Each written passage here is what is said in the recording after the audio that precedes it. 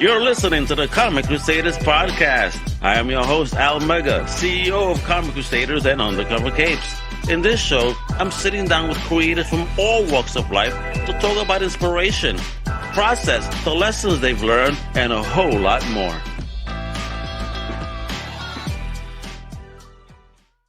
Wepa, what up, mi gente, my fellow Crusaders? What's poppin'? I'm your boy, Al Mega, CEO of Comic Crew Undercover Capes. Welcome to a brand new Comic Crusaders podcast. And yes, today, got an amazing creator that got this fire book from an independent company. Let me tell you, this is from the Black Caravan label from Scout Comics. This book right here is fire. It's called Swamp Dogs, and I am proud to have the co-writer on right now. We're going to talk about the madness of this book that I read today. This is fire. The one and only Mr. JM Brandt. What's going on, kiddo? How you doing? How's it going? I'm doing good. I'm done with work. I'm drinking. I'm feeling good. Excellent. Do you got the 24-inch Python since you got the handlebars going on, bro? I wish. So what's popping, kiddo? How you doing today? I'm feeling good. It's nice and cold where I'm at, and I'm like in my element. Okay, now origin stories is always everything. So where you at? Where you at right now? I'm born and raised in LA, San Fernando Valley to be exact. So I'm out in North Hollywood. All right, so you're there now. Too. Yeah. Mm-hmm. What is it about there that you haven't escaped from yet? Bear trap. No, I've come, I've gone, I've left, and somehow I just always circle the drain and wind back here. You gravitate back. That's what your center of gravity is, apparently. Then, huh? Exactly. Awesome. So talk about growing up over there, and how you got even involved in fandom. So how was it growing up, and how did you get involved into pop culture, comics? Who introduced it? Was it a parent, a grandparent, a brother? Let me know. I'm dying. Actually, answer that first, because that's one thing I'm always curious about. Because I've kind of realized that there's a certain thing going on here, a theme amongst people I know. So, who put the first comic book in your hand? Ooh, I put the first comic book in my hand. You did? Yeah. So what I mean is, I was a bit of like a raised by TV kind of kid. Okay. And, I grew up in an era where there were like, 4 channels, something like that. And so, I grew up watching Super Friends and, whatever, Justice League. And it was around the time that the Secret Wars toys were out in the toy stores. And I just immediately was all over both of those. More the Secret Wars, even though they didn't have a cartoon. Shame on you, Marvel, for not having a Secret Wars cartoon. But yeah, I was just into it. And I was a big superhero fan from a really early age.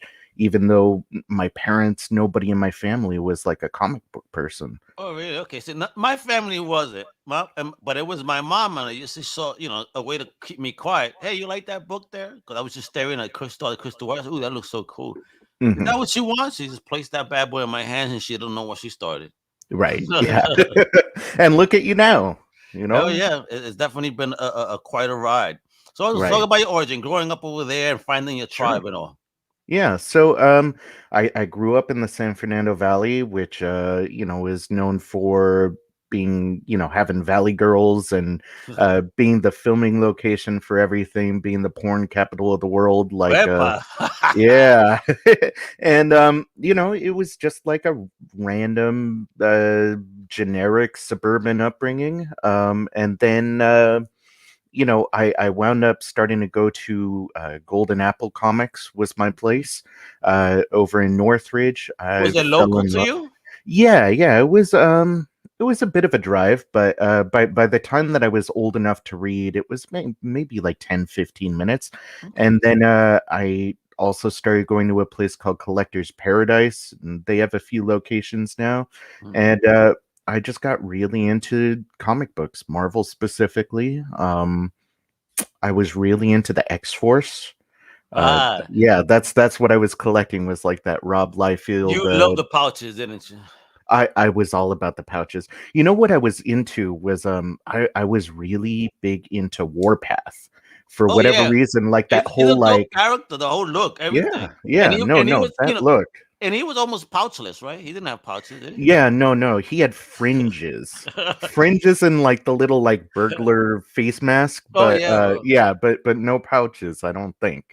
Oh man. Yeah, yo, you know what? There's another thing about life. He liked that look too, with the right that funny look. Mhm. It was Yeah. awesome. I like Warpath too, bro. Definitely. I mean, he definitely gave him a very cool look compared to how he came out and looking like the Bruce Lee and the New Mutants, right? With that Yeah. little outfit. Yeah, yeah, honestly, like, the whole New Mutants thing, I don't know that pretty much any of those costumes are gonna go back in style. Like, some of the '90s stuff looks cool now, like, we're old enough where the '90s are cool again. Yeah. Even, like, Bishop, I expect him to rock the mullet anytime Hey, again. the mullet is coming back. I mean, I Yeah. was watching. My wife was watching some TV show earlier today, and all I'm seeing is people, with mullets, cool mullets, and so this new kid, he's like the new mullet king, apparently. It's coming. It's coming, bro. Yeah, it'll be here before we know it, and then, all of a sudden, all my baby pictures will look pretty cool again. Yeah, then he's gonna start shaving. Look at me, how fashionable I was. Yeah, seriously. Hey, I rocked all those '90s fashions. I had, like, stencils on the side of my head. I used to, Oh, like, word. have lightning bolts that we would color in. I had fucking parachute pants, slap Bro. bracelets. The whole thing, man. Yo, brother, you and me, boy, man. But listen, we had cool styles. Now everybody's wearing tight things. Your balls can't breathe. You know what I mean? Yeah, that is true. That is true. Yeah, like the tight thing, like, it looks good on some people. It actually Yeah, helps me because I'm a bigger dude. So, um, having like a kind of tighter t-shirt kind of makes like sucks everything in. yeah, But definitely. yeah, like my nuts definitely suffer with like tighter stuff. I mean, can we sue the pant company? They got to make nut comfortable pants, bro. Yeah, well, I get these like underwear that have like the pouches Oh, for see, it. I You know heard what I'm about that. talking about? Yeah, bro. Yeah, bro. It, It's it, it, good. It like cradles it. it It's kills it's me. it's really pleasant. The commercial when they Mhm. do, they said it's all about the ballins. That motherfucker. When I heard that, I said ballins. Oh, I said, oh man, he cracked me up. That's hysterical. All right, bro. So here we go. Yeah, we're talking comics and balls and balancing your nuts. Yeah, bro. It's tight Yeah. pants. There's about everything in this show. All right, Yeah. so when did you find your tribe? You know what? To be honest, Al, I have a ton of tribes. That's like one of my things. Like I'm a nerd, obviously, but like I not one of those socially inept kinds, that people make fun of. I We're the hung out cool with a lot of nerds. I wouldn't go as far to call myself cool. Like, I think I hate myself too much for that. But yeah, but like junior high, teenage years, I guess I sort of like really found my footing. Um, Started hanging out with like a lot of the punk rock kids.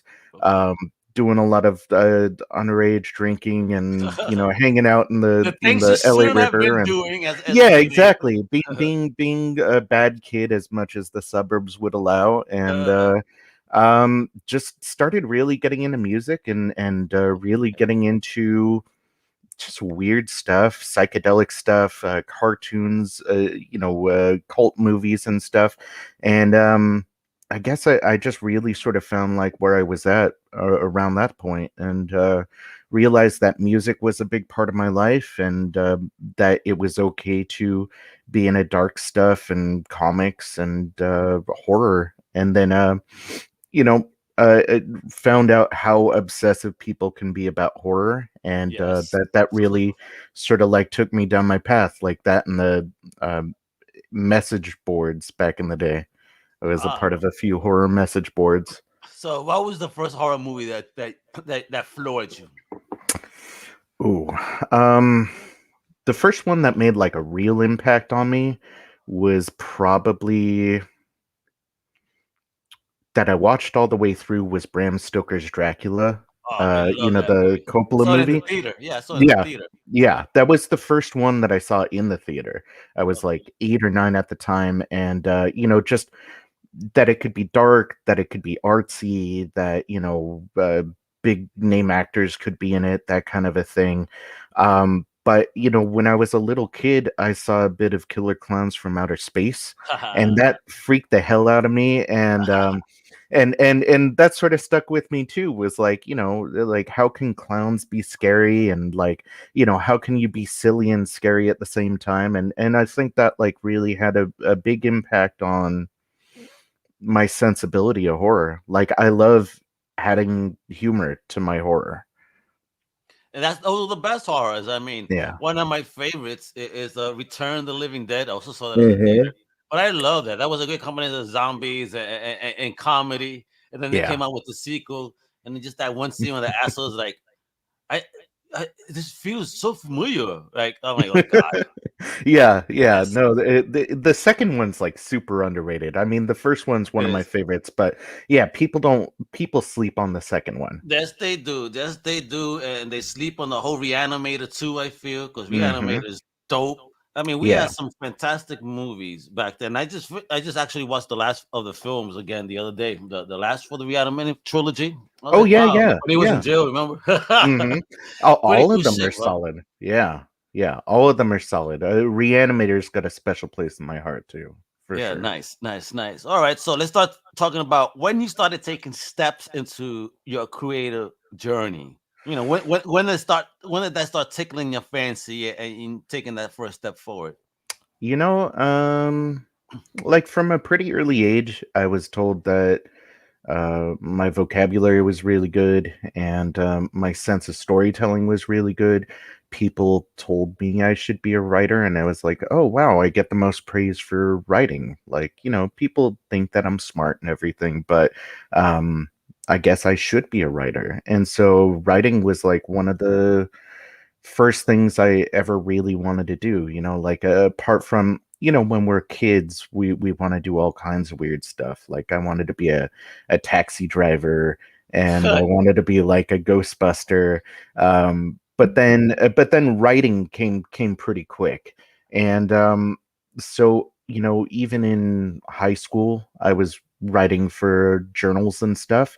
And you know, even in college, I was taking creative writing classes, and they wanted me to join the creative writing major. And it's always been a part of my life, and I've always written bad poetry and horror stories and stuff. But I didn't start sending stuff out for publication until relatively recently. I think I got really dissuaded by being rejected a little bit too much. And Okay. then I had a son, and I was like, oh shit, I don't want my kid to think I'm a loser. So I'm going to really start trying to be a writer, as opposed to like just a day job hump type. Okay. And so I started submitting stuff a little bit more seriously. And my first story got published a year and a half ago now, or Airplane. 2 years ago. Nice. And yeah, it's been How did you feel history when ever you got since. that yes? How did that first yes feel? Oh man, shout out to Eric over at Midnight Tales and Midnight Magazine. But it felt really good because it's a story that, like, even still, I feel really strongly about. I believe in. So it can be found in Midnight Tales Volume 3.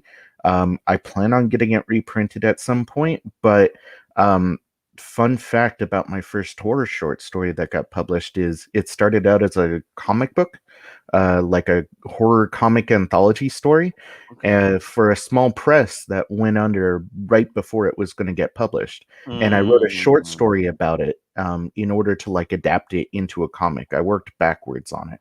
gotcha. But so in the near future, I'm hoping to get into a horror anthology comic and have that story come out. So keep your Excellent. eyes peeled. Yeah.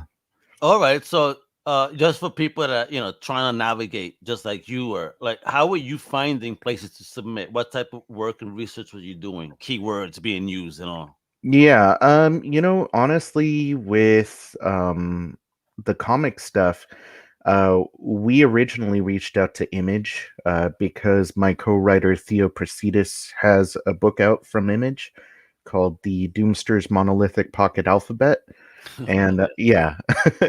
And we didn't we didn't get a yes from them, and it turns out that it's like a number of reasons. I guess Stray Dogs and Swamp Dogs sound a little bit too similar, and we didn't know Stray Dogs was going to come out around the same time. And then there was Two Moons, the Civil War horror book, and so I guess two Civil War horror books at around the same time is also not the greatest. But So again, that also, you get pieces of that, but it's more than yeah. that. So I get, shame on you, but it's all right because look who got it now. Mhm. Epa. I love it, and Yeah, I no, actually got we a little found a great PowerPoint. home. Was Yeah, sorry, what was that? and I actually got a nice little PowerPoint to show off a little bit of Swamp Dogs. Oh, Oh yeah. yeah, so we could Awesome. show it off a little bit. So talk about that. How Please. did you come across, landing at a Black Caravan? How and working with the team that you have? Right. Okay. So as far as finding a publisher goes, we just like really dug in because truth be told, I wasn't doing a whole ton of like small press books at the time. I mostly follow Image and Dark Horse and Marvel. So we just like went to Comixology and Comic Vine and started looking up independent publishers and sort of like feeling them out as far as like what books they're putting out. Does it look like they're on the rise? That kind of a thing. And Black Caravan felt like Scout at the time felt like a really good home. And then we found out that they were doing a horror imprint with Black Caravan, and we were like, okay, that's fate, you know. So that's how we landed there. As far as everybody else goes, the co-writer Theo, I met writing at Screen Rant, which is like a big entertainment website. How'd you get When on that too? Because I saw you on that. That's Oh yeah, awesome, yeah, brother. thank you. Honestly, I was looking at Craigslist jobs for freelance writing, and Craigslist, yeah, Craigslist, get and out. yeah. I had done like one or two music reviews before that, and I was just like, you know what, I want to write about sports, and so I found a Craigslist ad for a sports writer on the Sportster.com. And so I started writing NBA articles for the Sportster, and it turns out that they're part of like the Screen Rant family. And my editor really liked my work, and so he recommended me to Screen Rant, and I wrote for them for like 2 years, Oh wow, on and nice. off. Yeah, yeah. Did some comic stuff, did some movie stuff, did some TV stuff, and did some video game stuff for them too. Nice. Check that out. Yeah, Look at this journey, folks. You see, I love it. I love it. Let's get yeah. into this Yeah, gorgeous please. book. I mean, oh, look at that. Yo, definitely a cheeky cover right here. Yeah, Yeah, yeah. Had to have that little ass grab there. yeah, man. But this is dope, man. Look at the art, right? Fire.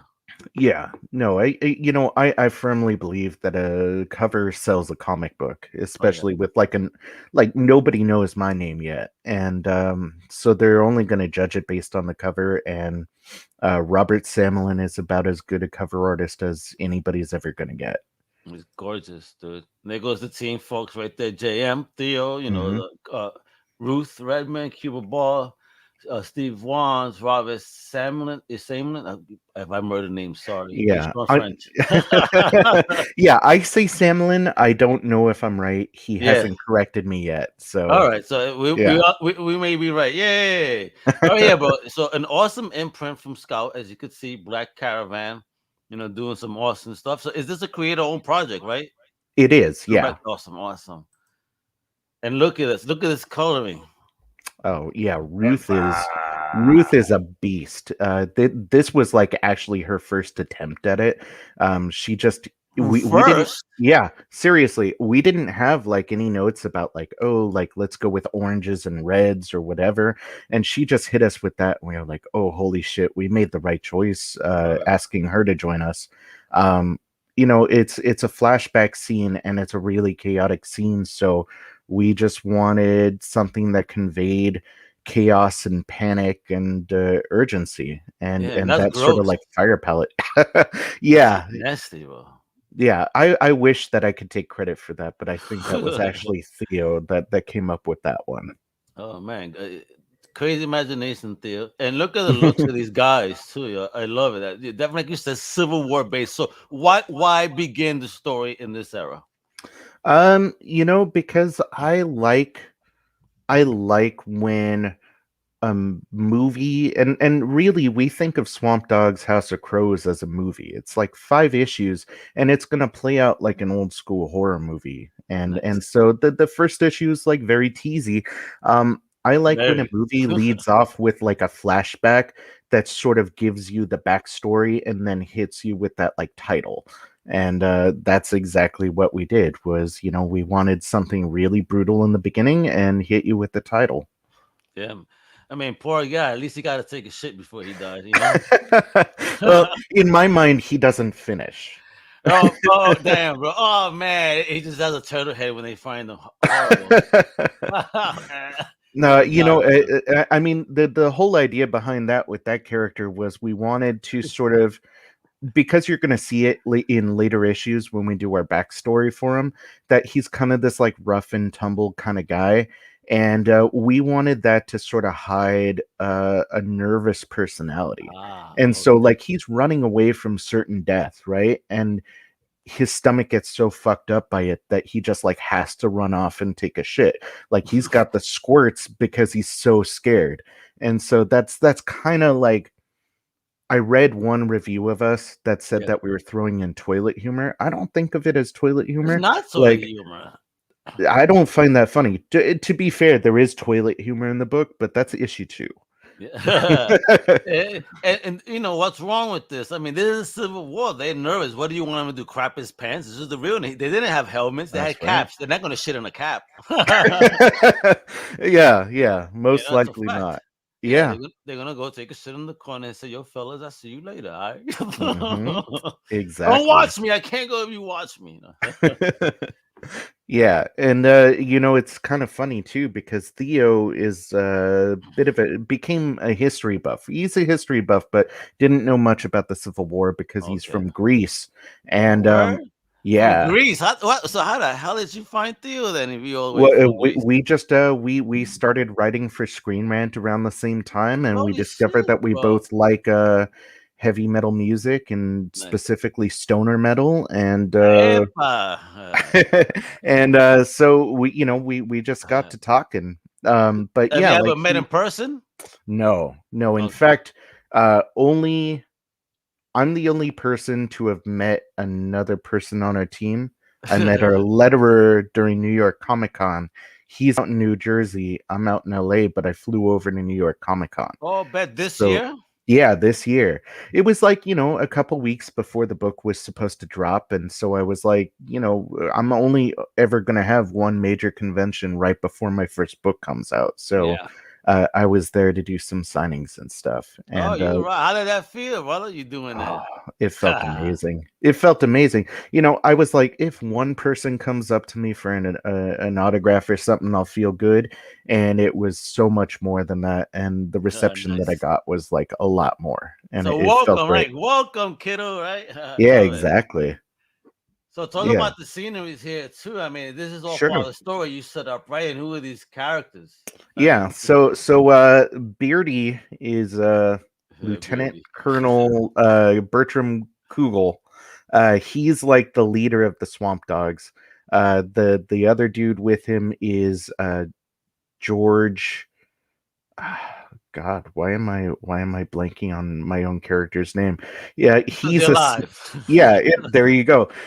So he's like the right hand man of the Swamp Dogs. He's this really messed up sniper type. We get to learn a little tiny bit about each of them in issue 3. Oh, cool. Um, and then if people like it enough, every single character has a big backstory that we can get into with like a one shot or a mini series or something. But he's like a really messed up dude, and I'll spoil it. But basically, like, we tease that he was so depraved on the battlefield, this sniper guy, that he had to be removed from duty and was put in a Civil War POW prison as a prison guard. And in order to have fun and refine a shot, he manufactured and created a jailbreak within the like biggest POW camp in the Civil War, just so he could pick off the escapees. Oh shit. So yeah, he's like a messed up guy. And Yeah. George Cotter, that's his name, Gentleman George Cotter. I got it now. Gentleman, my ass. Yeah, You yeah, he's scoundrel. oh god. Yeah, well, that's the point of the book is like we don't want to like any of the swamp dogs, and we wanted to make sure that they're as evil can be. So yeah, like you're not supposed to like or respect any of them. And Kugel handpicked them, and that's sort of the story is they pick, or he handpicked 11 others to sort of act as a guerrilla force to stop the Union soldiers from taking New Orleans. Okay. So, and talk about this horror element that you've put into it as well. Sure. So they settle at a plantation on the Mississippi River in the Louisiana Bayou. And that's basically they're going to be like a guerrilla force that sabotages any Union excursion down the Mississippi. But while they're there at this plantation, they discover voodoo, and they decide to sort of become voodoo masters in and of themselves. Oh my And God. yeah, and so they're just like sacrificing people and like doing all these like crazy twisted rituals and stuff. And then they get resurrected 160 years later, or however many years later. I can't do math right now. I don't blame you. Present day, they do these they get resurrected, and they're not resurrected as zombies. I know it looks like a zombie book. It's not a zombie book. These things are smart, they're fast, they're mean, they're extremely intelligent, and they have powers. We don't get into it a whole lot in these 5 issues, enough to see that like there's some thought put into it and some sadism, because they're all sadists. But Holy yeah, shit. it's not brain munching or anything. It's killing for killing's sake and being really twisted about it. And Yeah, that almost on that 23 days later type when everybody was going nuts and just beating the shit out of each other. yeah, no, this is like I've explained it to people as thinking about it like Cenobites. Like voodoo Oh. powered Cenobites is kind of a better way of thinking about it. Like Mm. these people are just in it for the pain and the destruction and the power. And so we're gonna see some really twisted kills in it. That's kind of one of my things, is like I just like seeing like the most fucked up stuff that we can get away with. I get it, man. We grew up in an era of great movies that was showing us some screwy shit that they can't be. I mean, they try to do it nowadays with CGI and it just looks shitty. Back in the day, Right. it looked real. Like, Yeah. oh my God, what is going Yeah. on here? This Yeah, is all that Tom twisted. Savini stuff, the practical effects, definitely. The Mhm. legend. I'm dying to meet him. My brother actually had met him, and at the last issue of Fangoria when they were going through Mhm. that, and actually got his signature for me and sent it to me on Oh, that nice. magazine. Yeah, Very man. cool. Him and a couple of others. I was like, oh shit, Mhm. that's so dope. Cause I That's put rad. my siblings onto horror, Oh, okay. twisted shit. Are you the big brother? Yes, I'm the big brother. I Okay, was the one yeah. that my mom, like saying to people, made me take down my Chucky poster and my maskless Jason poster because my Mm. little middle brother at the time could not sleep at night, and he also had just gotten on my buddy doll, and then this movie Oh, comes out, yeah. and then Oh, yeah. big brother. What is big brother gonna do with those type of opportunities? Oh my God. The most fun stuff. That's what he's gonna do. Yeah. The first time I saw a Child's Play commercial, I was being house sat by somebody that I don't normally stay with, and it was the middle of the night. I was on my own, and I had my buddy right next to me in the dark.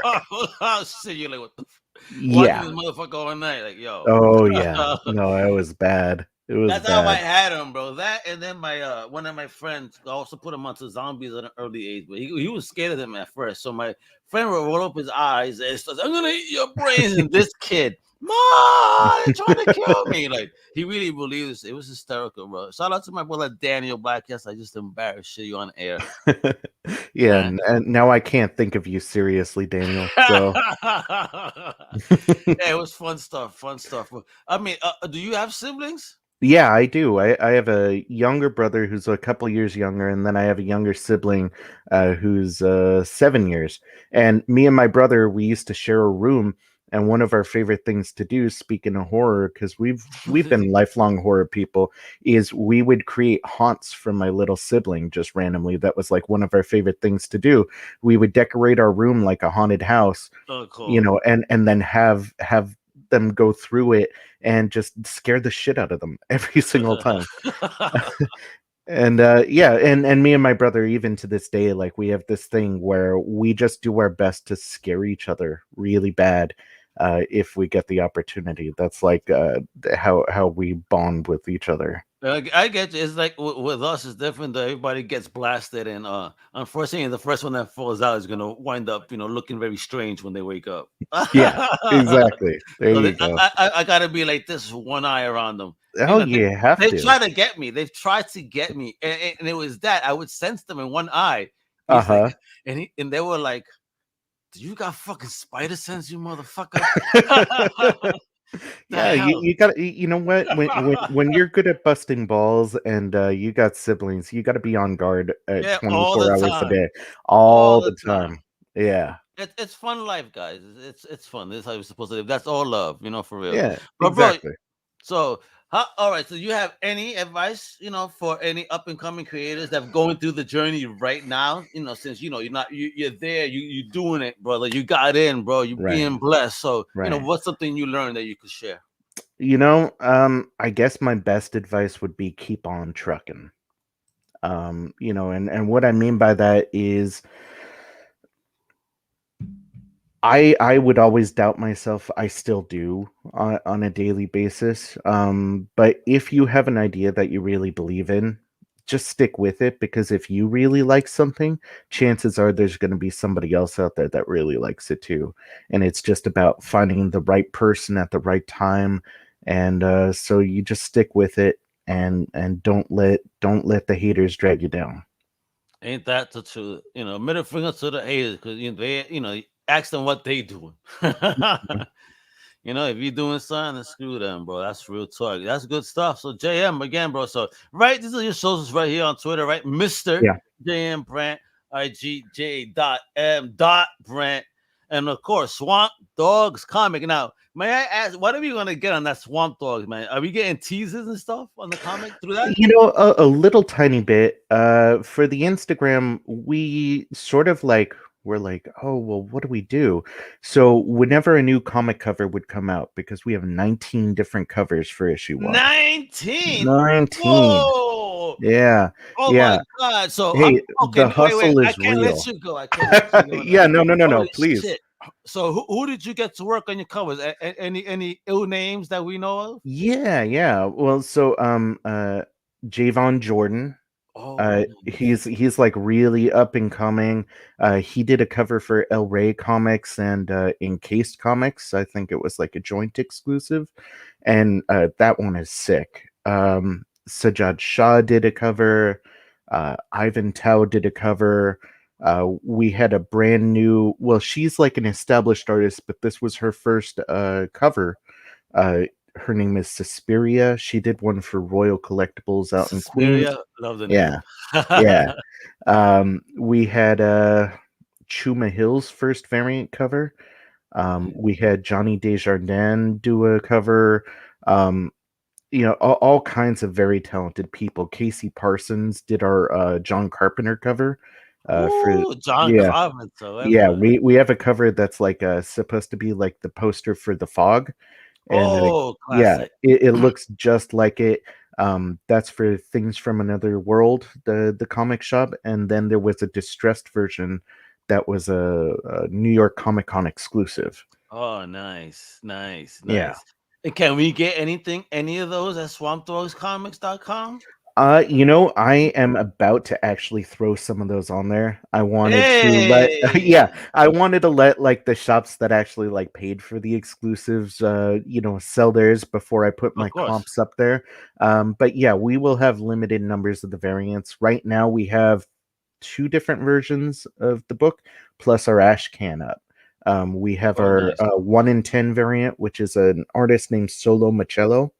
He's like a metal artist. He worked with a bunch of big metal bands, and that cover's awesome. And then we have our A cover. But yeah, it keep looking at the website. We will have some variants up for sale Well, I want and that fog signed by one if you me. got one. If you got Yeah, one of the fog ones, bro, set one aside for Mr. Mega. I it's want that yours. one. It I is want that yours. one. You got it. That's awesome, kid. So, folks, please visit the website, support independent creators Please. like me, JM Brandt, right here. You see his story. I mean, amazing, a blogger now doing comics, man. His first con. Yeah, that's my last thing there too. Shit. I want to end it there. Like the New York Comic Con, Willow. How was the experience? I mean, was it a jam-packed weekend? What were you in the area where there was getting a lot of foot traffic? How was it? It was a weird year, and everybody told me it was a weird year because we still had the COVID stuff, right? And so foot traffic wise, it was like a lot lighter. Like I've been to San Diego before for Comic Con, and that one, you have your arms tucked in front of you, you can barely walk, you're sort of like shuffling everywhere. This one, there was like a little bit more breathing room up until Sunday. But I was at the Wicked Monkey Comics booth. They were the ones that were doing the New York Comic Con exclusive, and that was like on a nice big artery of the floor. So we got a lot of foot traffic there. And then I was at Scout Comics booth signing for a little bit, and that was really good.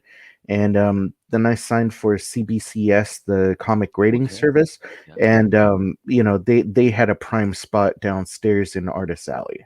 Mm. So yeah, a lot of foot traffic, a lot of people staring at the cover because I have a banner of the cover. Excellent. So it was good. It was good exposure, and it was jam packed. Definitely is a good way of explaining it. I mean, especially bars don't close down there, so Oh yeah. every night I was there with like a buddy until like 4:30, 5 o'clock. Don't Just you love it? pounding drinks. Yeah, no, it was awesome, man. Don't you love it? New I York miss is that. great. I Yeah. miss it. I miss this. I miss this so bad, home. And I was always hitting New York Comic Con, and then the year prior, that had it was 2019. Hmm. They started giving me passes to after parties. So Mm. and I got to go to my first Comic Con after party. Holy shit, bro! Comp like top shelf stuff, Hmm. bougie Wendy's menu, bougie Wen. I mean, yo, Bougie Wendy's, huh? dude, yeah, bro.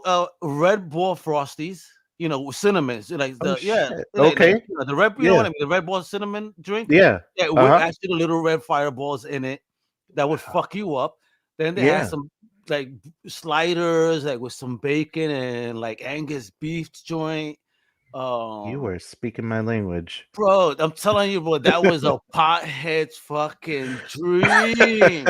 Like, yo, bougie Wendy's, free drinks, amazing music. Like, I was talking to Skrillex, and I didn't even realize it.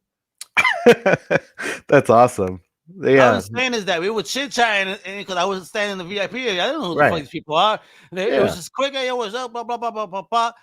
I get a couple of drinks in, half hour passes. The DJ's playing. I look up, and it's him. I'm like, Yeah, jeez. it is really funny when that sort of thing happens, and that sort of thing really only happens at conventions, which is why if whoever's watching this, if you've never been to like a big con, go to a big con. It's Yes, rad, and do your yes. best to get invited to an after party or something because Yeah. those are sick. Oh yeah, yeah. My wife went to one of Rhode Island Comic Con. Then we got invited to for the Rhode Island right Comic Con, Hmm. and good music and all, and it was geek core. You know what I mean? Geek Hmm. core. And then all of a sudden, all you see is a whole bunch of dudes. Some song comes on. all the bunch of nerds in cosplay, dudes all twerking, and everybody's like, yeah. My wife's like, what in the hell is going on? Yeah, like, this is how nerds party, son. It's true. It's We wild ridiculous out. because, like, we get made fun of all the time, but like, you get a few drinks or like some We weed the life into of a the nerd, party. and yeah, they go hard. You know what? I can't wait to party with you, man. You ever come down to Florida, or we could hook up in New York or something, kiddo? Hey, Let's do it. And I'm down. I have family out there, so I could find out some good stuff. And don't worry, brother. Sounds good to me. You love stoner music. I'll get you stoned so you can listen to some good shit. All right. All right, works for me. There we go, folks. Follow the big homie, like I said, on the Twitterverse, on the Instagramverse. Please visit the website, buy your comics. Please support Scout Comics as well. Check them out. They got an amazing array of titles from an amazing, stable of creators across the board. All right. Be sure to check them out.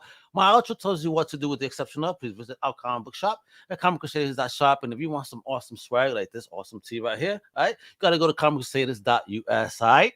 And with that, I'm Al Mega. Hasta la próxima. Bye, guys. Thank you for listening to the Comic Crusaders podcast. If you like the content, please subscribe and turn on notifications. Also, please visit comiccrusaders.com and our extended podcast family over at undercovercapes.com. And also, make sure to download the Comic Crusaders app on the Google Play Store today.